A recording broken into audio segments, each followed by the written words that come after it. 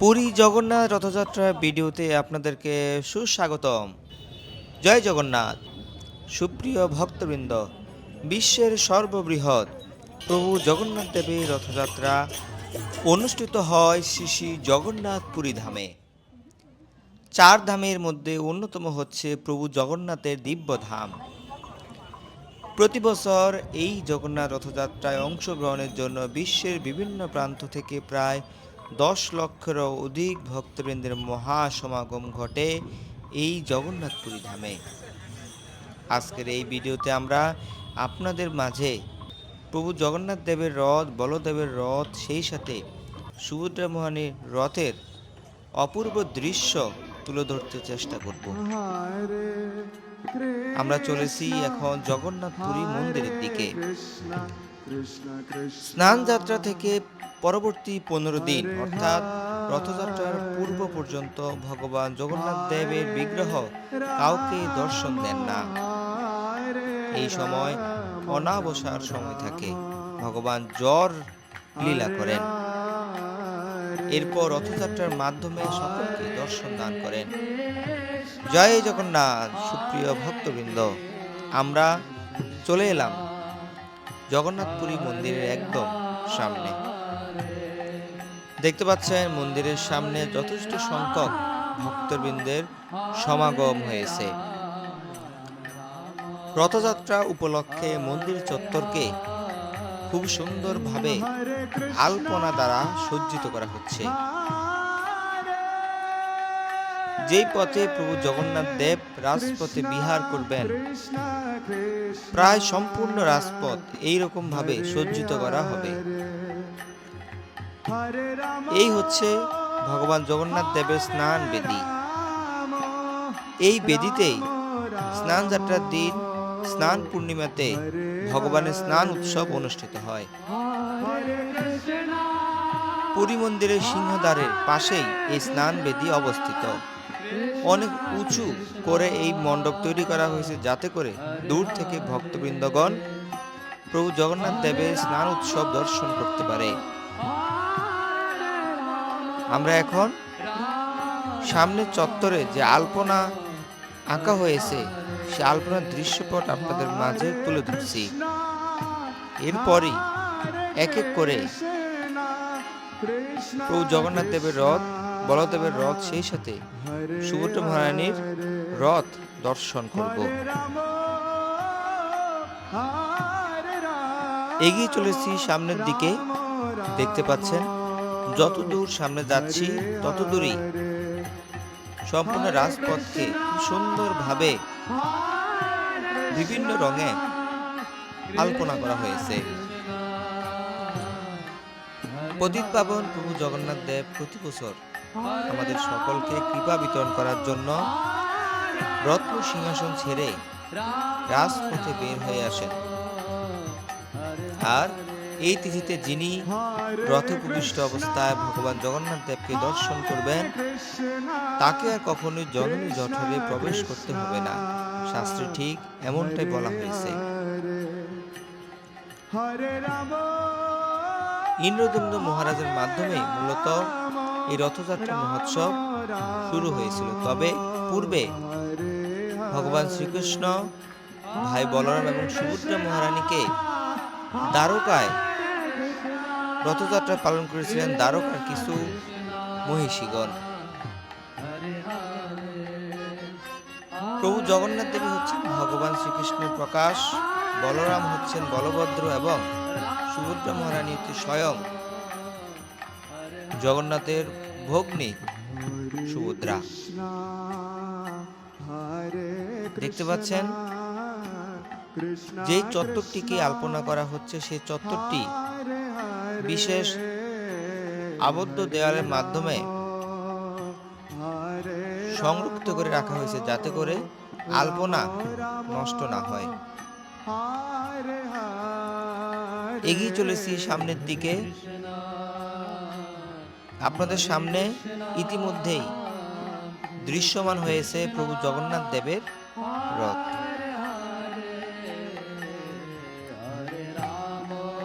জয় জগন্নাথ, জয় বলদেব, জয় সুভদ্রা মহারানী। সুপ্রিয় ভক্তবৃন্দ, আমরা এই মুহূর্তে প্রভু জগন্নাথ দেবের রথের সামনে দাঁড়িয়ে আছি। দেখতে পাচ্ছেন রথের চাকা। এই চাকা দর্শন করা অনেক সৌভাগ্যের বিষয়। আপনারা ভিডিওর বাকি অংশ অত্যন্ত মনোযোগ সহকারে দর্শন করুন।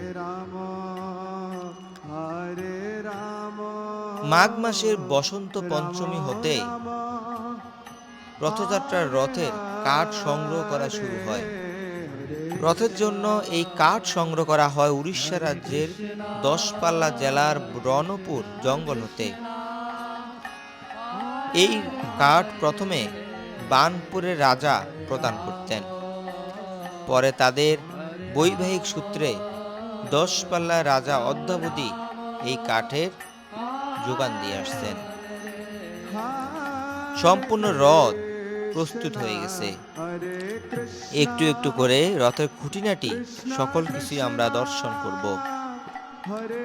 বর্তমানে উড়িষ্যা রাজ্যের সরকার এই রথের কাঠ প্রদান করছেন, আর ১৬ শাসন নামক স্থানে ব্রাহ্মণগণ রথের দড়ি দিয়ে থাকেন। প্রভু জগন্নাথ দেবের রথ টানার দায়িত্বে থাকেন জায়গীর, ভোগী এবং কালবেরিগণ। শ্রীমন্দিরের পূর্ব দিকে অরুণস্তম্ভ হতে গুন্ডিচা মন্দির পর্যন্ত যে সুবিস্তৃত রাজপথটি প্রসারিত আছে তাকে বলে বড়দাণ্ড, আর এর উপর দিয়ে রথ টানা হয়। প্রতি বছর অক্ষয় তৃতীয়া থেকেই এ রথের নির্মাণ কার্য আরম্ভ হয়। ৩টি রথের মধ্যে ভগবান জগন্নাথ দেবের রথের নাম হচ্ছে নন্দীঘোষ। এর চূড়ায় সুদর্শন চক্র এবং শ্রী গরুর অধিষ্ঠিত থাকে, তাই এই রথকে বলা হয় চক্রধ্বজ বা গরুধ্বজ বলা হয়। জগন্নাথ দেবের রথে থাকে ১৬টি চাকা। শ্রী জগন্নাথ দেবের রথ পীতবর্ণে রঞ্জিত হয়। রথের রক্ষক শ্রী নৃসিংহ। রথের সারথীর নাম মাতলি। দেখতে পাচ্ছেন ভগবান শ্রীকৃষ্ণের বিশ্বরূপ। এরপর রয়েছে পবন পুত্র হনুমান।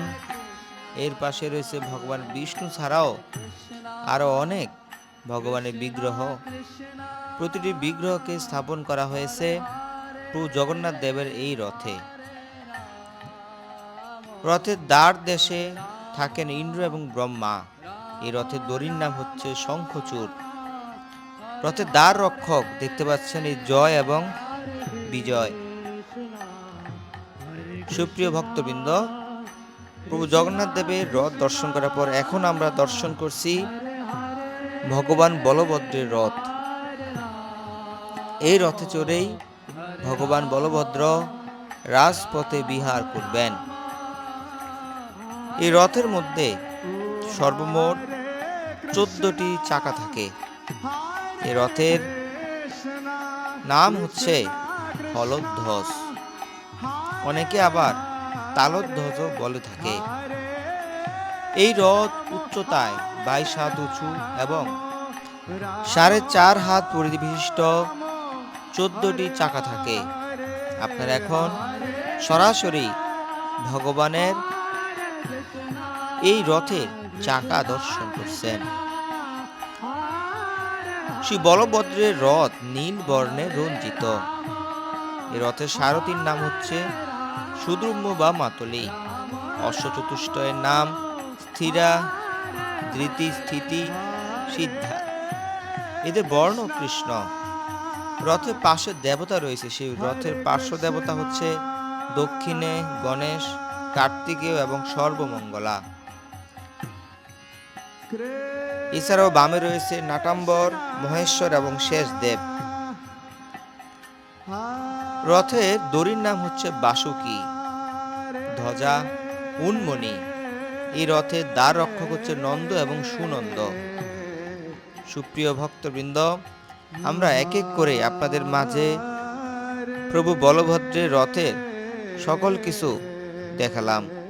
এই হচ্ছে 3 জন, গণেশ, কার্তিকে এবং সর্বমঙ্গলা। এখন দাঁড়িয়ে রয়েছি আমরা সুভদ্রা মহারানী রথের সামনে। এই রথে দড়ির নাম হচ্ছে শঙ্খচূড়া নাগ, দ্বার রক্ষক হচ্ছে গঙ্গা এবং যমুনা। সুপ্রিয় ভক্তবৃন্দ, আশা করছি ভিডিওটি আপনাদের সকলের ভালো লেগেছে। কে কোন জায়গা থেকে ভিডিওটি দেখছেন সেটি জানাবেন। জয় জগন্নাথ। ভগবান জগন্নাথ দেব সকলকেই কৃপা বিতরণ করুক, সকলকে আশীর্বাদ করুক, এটাই প্রার্থনা করি। সকলেই ভালো থাকুন, সুস্থ থাকুন। হরে কৃষ্ণ। হরে রাম হরে রাম রাম রাম